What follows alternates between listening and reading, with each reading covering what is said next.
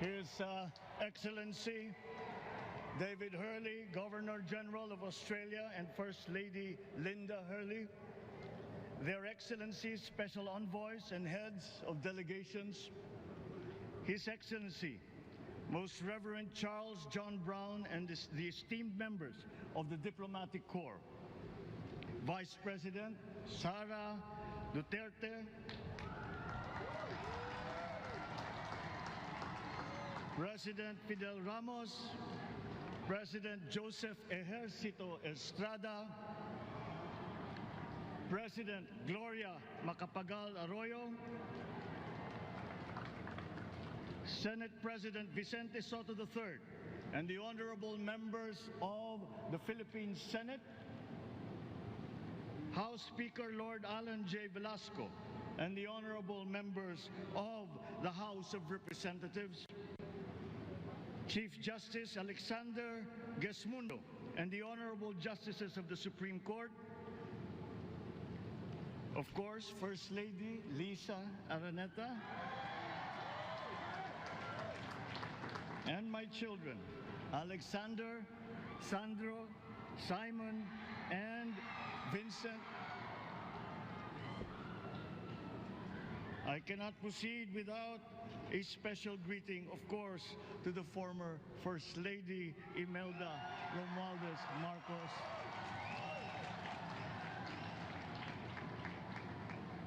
Other distinguished guests, ladies and gentlemen, my friends, ang aking minamahal na mga kababayan,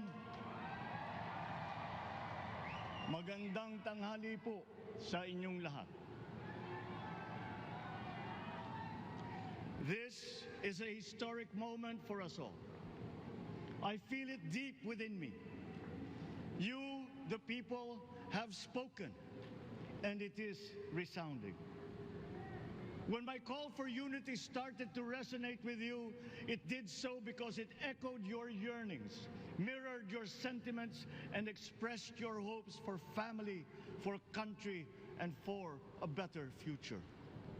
That is why it reverberated and amplified as it did, to deliver the biggest electoral mandate in the history of Philippine democracy.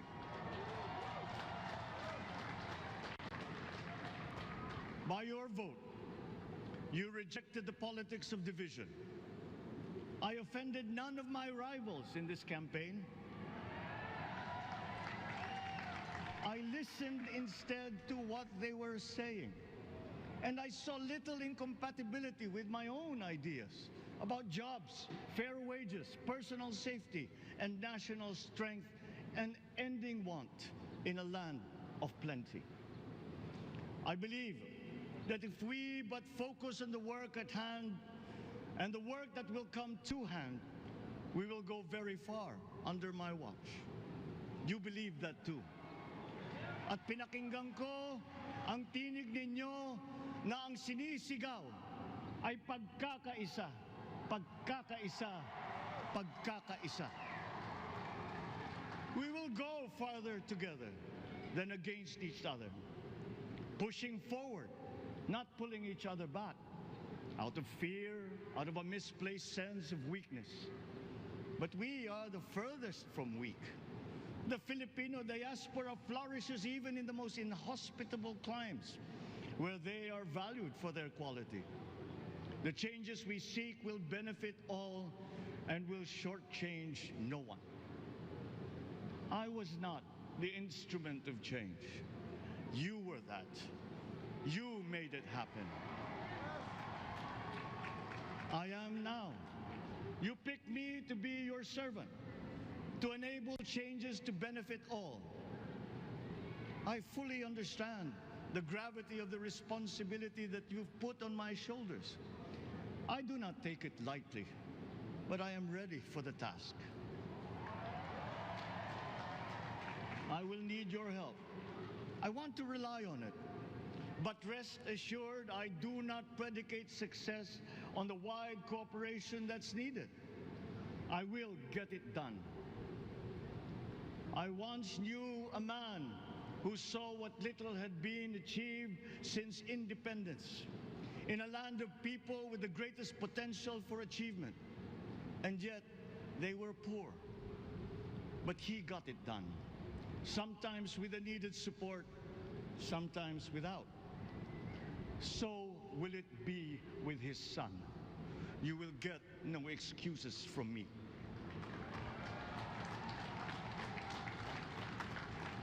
I am here not to talk about the past. I am here to tell you about our future. A future of sufficiency, even plenty, of readily available ways and means to get done what needs doing. By you, by me. We do not look back, but ahead. Up the road that we must take to a place better than the one we lost in the pandemic. Gains made and lost, opportunities missed, well-laid plans superseded by the pandemic. Indeed, ours was the fastest growing economy in ASEAN by ways now outdated. We shall be again by a radical change in the way the world must now work to recover what we have lost in that fire and move on from there. We face prospects of the spread of the war abroad, of which we are totally blameless. We seek friendship with all. But countries like ours will bear the brunt of it. And if the great powers draw the wrong lessons from the ongoing tragedy in Ukraine, the same dark prospect of conflict will spread to our part of the world. Yet, there is more out there. Like going forward by new ways of doing that the pandemic forces to adopt. A stronger resilience, quicker adaptability. They are our best prevention. They are our best protection. Quiet reflection in a rough and tumble campaign of a breadth and intensity never experienced revealed some of them, such as the willingness to listen despite the noise, the hesitation to quarrel over differences, and to never, ever give up hope of reconciliation. These gave me the peace to ponder deeper.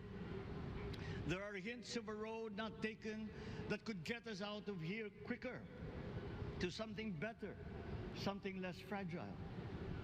There is also what you, the people, did to cope. But this time empowered by new techniques and more resources. You got by, getting some of what you needed with a massive government help. And for this, I thank my predecessor for the courage of his hard decisions. But there is a way to put more means and choices in your hands. I trust the Filipino. Imagine how much more you'd achieve if government backstops instead of dictating your decisions.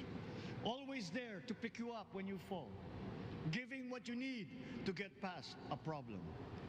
Imagine if it invested in your self-empowerment to bring it closer to taking on whatever challenges come.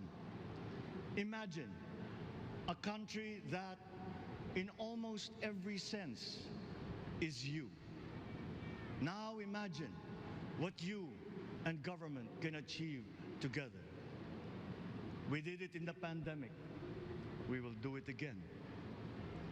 But again, I will not predicate my promise to you on your cooperation. You have your own lives to live, your work to do, and there too I will help. Government will get as much done alone without requiring more from you. That is what government and public officials are for. No excuses, just deliver. It was like that once upon a time.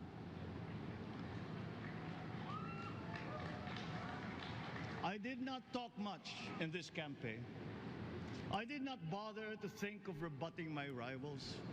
Instead, I searched for promising approaches better than the usual solutions. I listened to you. I did not lecture you who has the biggest stake in our success.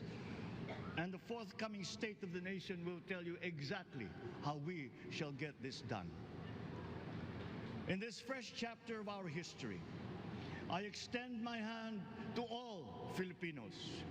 Come, let us put our shoulders to the wheel and give that wheel a faster turn to repair and to rebuild and to address challenges in new ways, to provide what all Filipinos need, to be all that we can.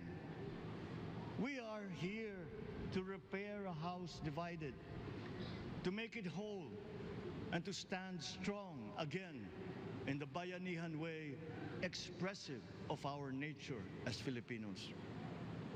We shall seek, not scorn dialogue, listen respectfully to contrary views, be open to suggestions coming from hard thinking and unsparing judgment, but always from us, Filipinos.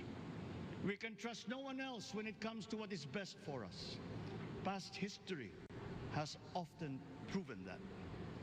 Solutions from outside divided us. None deepened our understanding. They were always at our expense. Never forget, we are Filipinos. One nation, one republic, indivisible. We resisted and never failed to defeat foreign attempts to break up our country in my father's watch. His strongest critics have conceded that. So let us all be part of the solution that we choose. In that lies the power to get it done. Always be open to differing views, but ever united in our chosen goal. Never hesitating to change it, should it prove wanting. That is how agile, resilient republics are made. Our future we decide today. Yesterday cannot make that decision anymore, nor can tomorrow delay it. The sooner we start, the surer and quicker the prospect of achieving our future. These are troubling times. What's happening to others can happen to us, but it will not. We see what's happening. We are witness to how it is being stopped, and we have seen the glory that crowns struggle against all odds.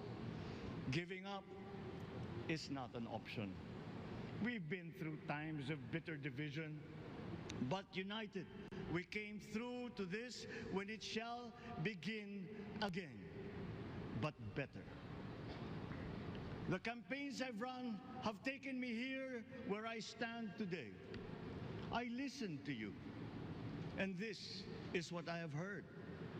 We all want peace in our land. You and your children want a good chance at a better life in a safer, more prosperous country. All that is within reach of a hard-working, warm, and giving race. Your dreams are mine. Pangarap nyo ay pangarap ko. How can we make them come true? How can we do it together?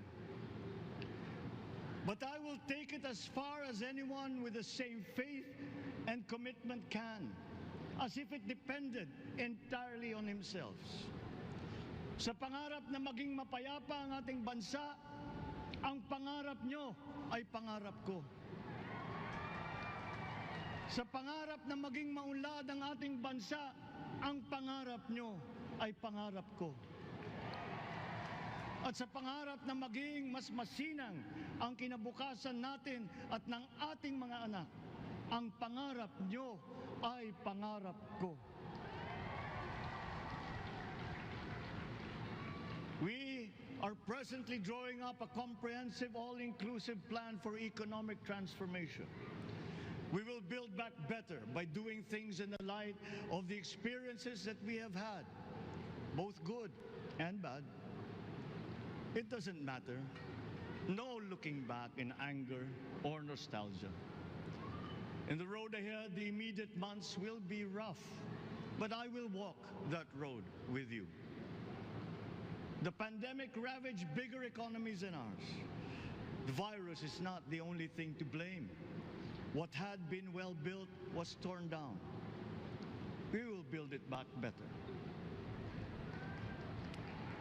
The role of agriculture cries for the urgent attention that its neglect and misdirection now demands.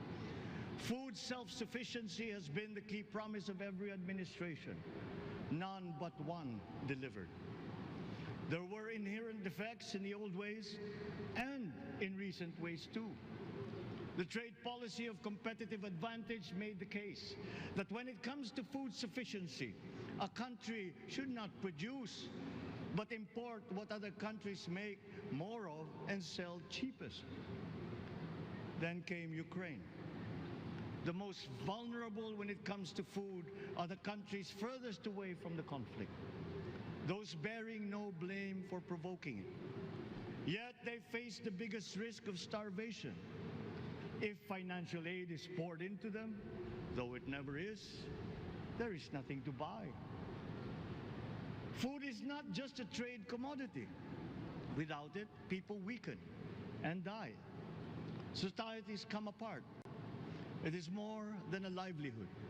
It is an existential imperative and a moral one.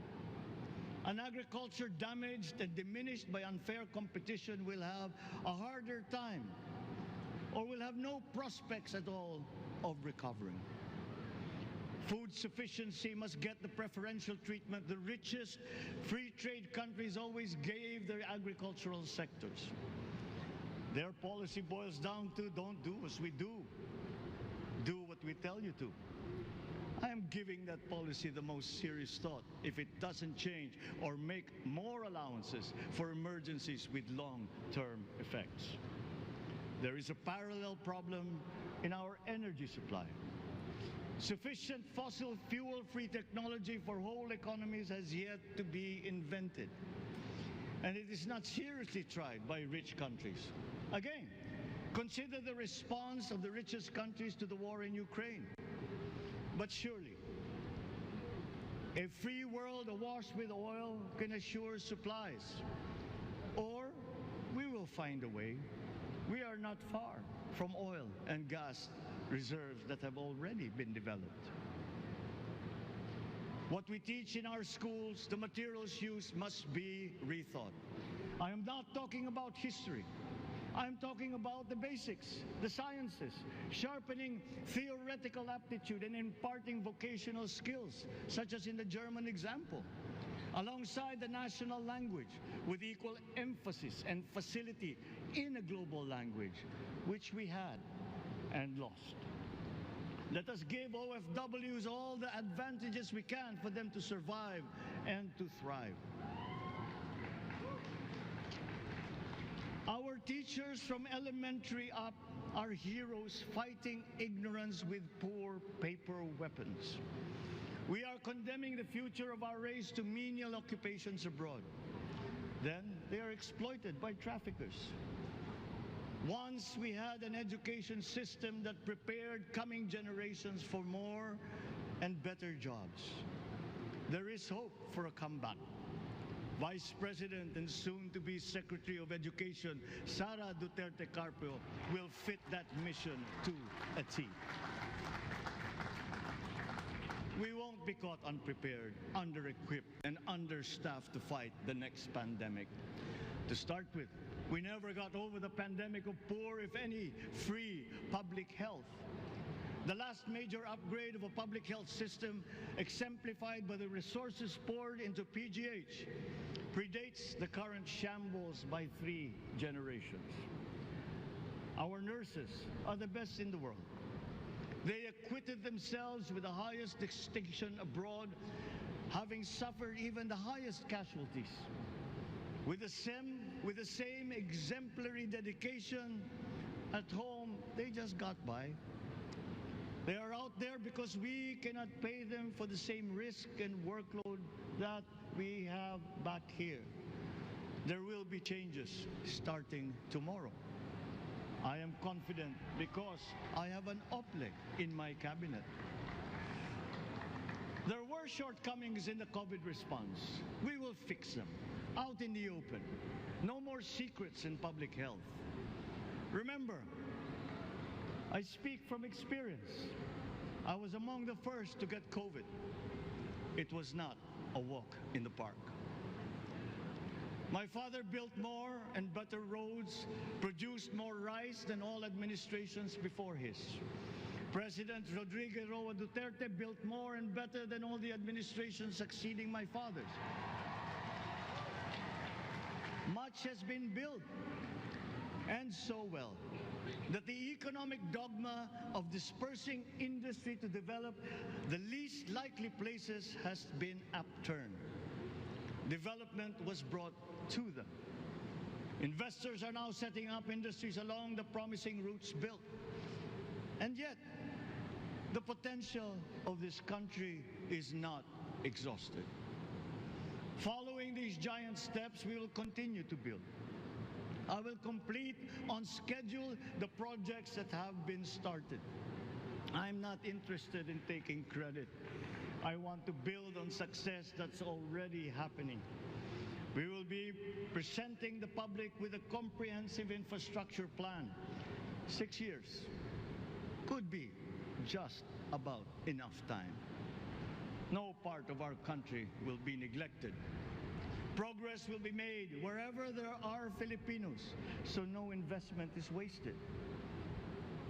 The recovery of Philippine tourism, with its emphasis on accessing nature's beauty, I am sure will exceed expectations. And bigger is not always better, but there's something to be said for economies of scale. And yet the country invites investments in fast-rising industries with quick returns and inflicts irreparable damage for future generations. We have yet to see large-scale practical solutions to pollution, though some are beginning to emerge. But there are tried and proven new ways of mitigation. Blades have been turning over the sand dunes of Ilocos Norte, harnessing a power all around, but unseen, long before this day. I built them. The rich world talks a great deal, but does a lot less about it than those with much less, but who suffer more death and destruction from climate change and lack of adaptation. We will look to our partners and friends to help the Philippines, who, despite having a very small carbon footprint, is at the highest risk. First, spare victims, then help them recover, and move on to lessen the harmful impact of climate change. We too have our part to play. We are the third biggest plastics polluter in the world, but we won't shirk from that responsibility. We will clean up. You will not be disappointed, so do not be afraid. With every difficult decision that I must make, I will keep foremost in my heart and in my mind the debt of gratitude I owe you for the honor and responsibility that you have conferred on me. Whatever is in a person to make changes for the better of others, I lay before you now in my commitment. I will try to spare you. You have your other responsibilities to carry. But I will not spare myself from shedding the last bead of sweat or giving the last ounce of courage and sacrifice. And if you ask me why I am so confident of the future, I will answer you simply that I have 110 million reasons to start with. Such is my faith in the Filipino.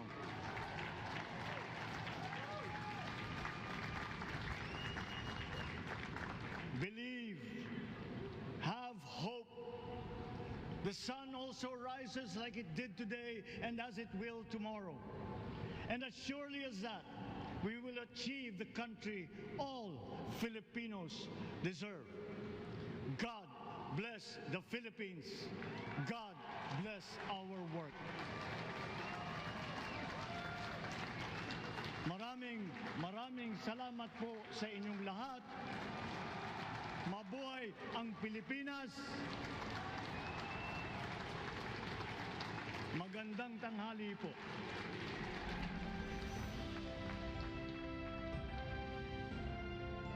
Excellencies, ladies and gentlemen, the President of the Republic of the Philippines, President Ferdinand Romualdez Marcos Jr.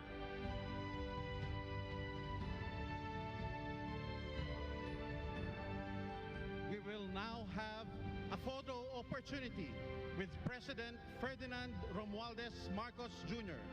May we invite the first family on stage.